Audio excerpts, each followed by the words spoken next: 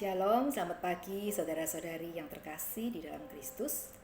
Puji Tuhan, salam sejahtera di dalam Kristus bagi kita semua.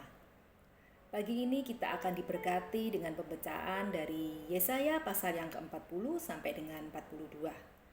Kita akan baca, kita akan fokus di dalam Yesaya pasal 40 ayat yang ke-12 sampai dengan 31.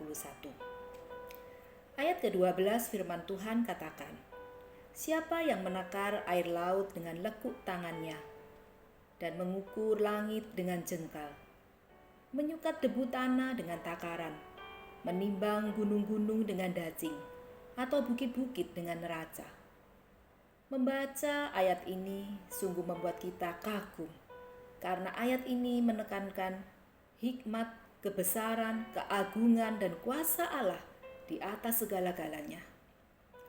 Allah adalah Allah yang kekuatannya tidak perlu kita ragukan. Tidak perlu ada ketakutan yang mencengkram kehidupan orang percaya pada kekuatannya.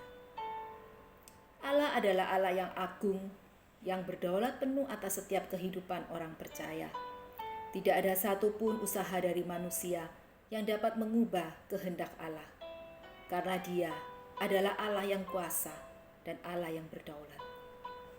Kekaguman kepada Allah membuat kita tidak pernah kehabisan kata dan cara untuk mengungkapkannya.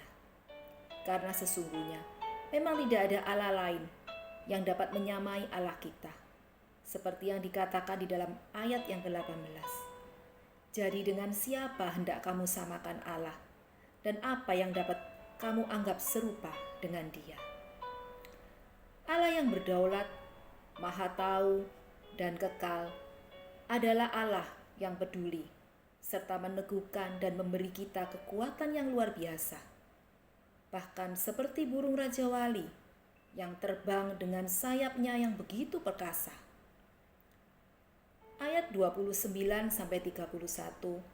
mengatakan bahwa orang yang berharap kepada Tuhan itu dijanjikan yang pertama, kekuatan Allah untuk menopang setiap kita di tengah-tengah kelelahan, kelemahan, dan penderitaan hidup.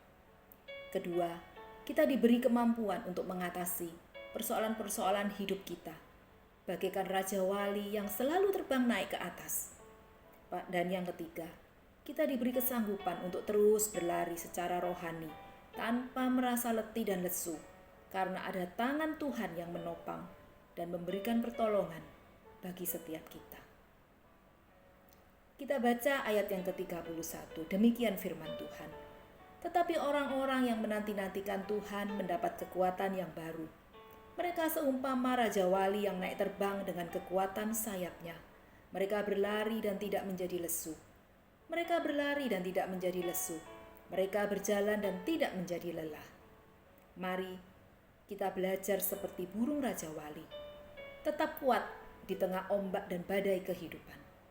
Semakin mengepakkan sayap kita, semakin kokoh otot rohani kita.